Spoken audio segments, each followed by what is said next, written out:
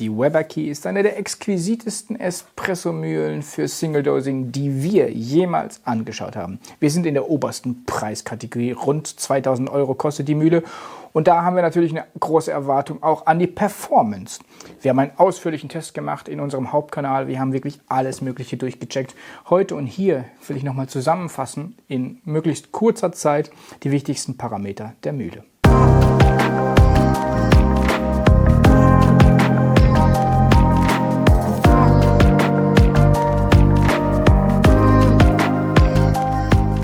Schön, dass ihr hier gelandet seid bei der Kurzzusammenfassung unseres Testvideos der Weber Key MK2, also der zweiten Generation. Wurde ein bisschen was dran gemacht, wurde ein bisschen nochmal verbessert zu den ersten Mühlen, die von Weber als Key auf den Markt kamen. Und dadurch hat die Maschine auf jeden Fall heute eine bessere Performance als die ersten, die damals das Licht der Espresso-Mühlenwelt gesehen haben. Die Mühle kostet rund 2000 €. Also sehr viel Geld für eine Single-Dosing-Mühle, für eine Mühle überhaupt. Vor allem, wenn man sieht, was dann noch so alles auf dem Markt ist. Und da sind natürlich die Erwartungen recht hoch an die Mühle, zumal man Weber für hochwertiges, aber auch hochpreisiges Material ja kennt. Was das ganze Material, die Verarbeitung, die Hochwertigkeit angeht, erfüllt die Key alle Erwartungen. Das macht Spaß, das fühlt sich gut an, damit lässt sich gut arbeiten. Es ist durchdacht, auch hier mit diesem ganz eigenen Design. Die Mühle ist ja eher schmal und ja, hat eine mittlere Höhe.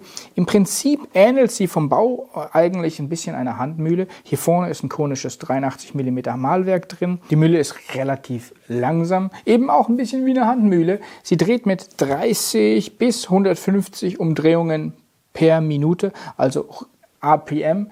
Wenn wir eine elektrische Mühle dagegen anschauen, da sind wir oft bei 1000, 1200, 1500 APM, also viel schneller. So, wie funktioniert das Ganze eigentlich? Man öffnet diese Mühle hier, man kann das halb öffnen, man kann das auch oben mit diesem gut funktionierenden, wunderbar abgestimmten Magnet öffnen und ankleben oder anhängen hier oben. Dann kann man die Kaffeebohnen eingeben. Eben wie gesagt, ist eine Single-Dosing-Mühle.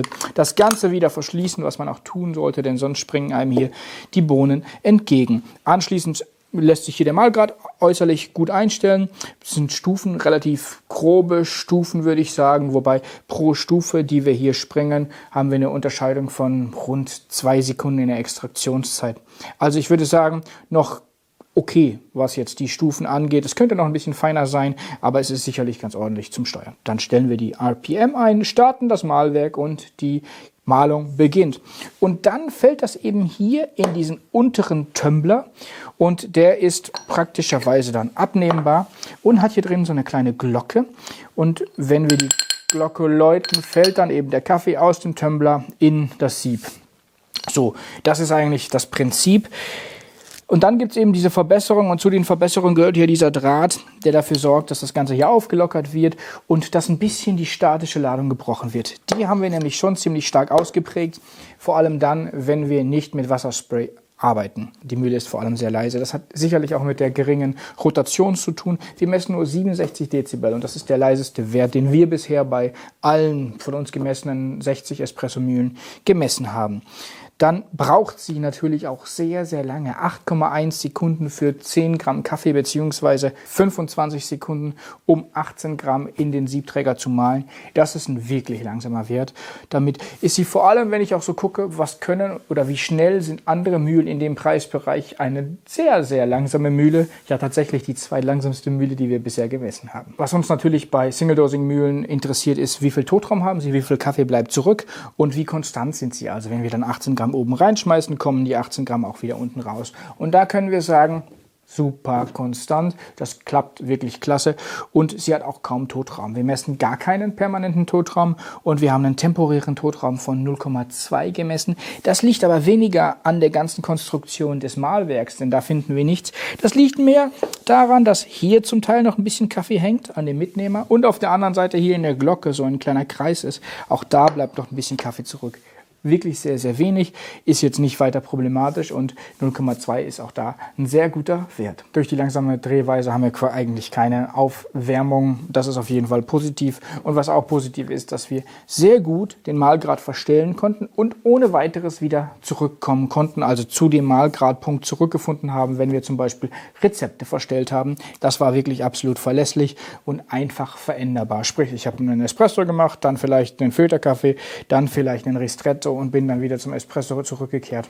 Das geht auf jeden Fall. Während bisher alle genannten Funktionen und auch die Verarbeitung und so weiter wirklich positiv war, bis auf vielleicht die Geschwindigkeit, denn die ist ja so langsam und an die müsst ihr euch definitiv gewöhnen, sind wir beim Espresso und der Partikelverteilung ja doch hin und her gerissen und zwar eher in Richtung nicht so gut. Das zeigt sich sensorisch in Kaffees, die einerseits ein bisschen weniger Körper haben, eine relativ ausgeprägte Bitterkeit und oft auch auf eine überraschende Weise die Säure des Kaffees ausprägen, die wir als nicht so angenehm wahrnehmen. Damit zeigt sich der Espresso oft ein bisschen verzettelt und unklar und das ist auch etwas, was wir in den Partikelverteilungen so in einem relativ breiten Hauptpeak wiederfinden, tatsächlich einem der breitesten Hauptpeaks, die wir je gefunden haben.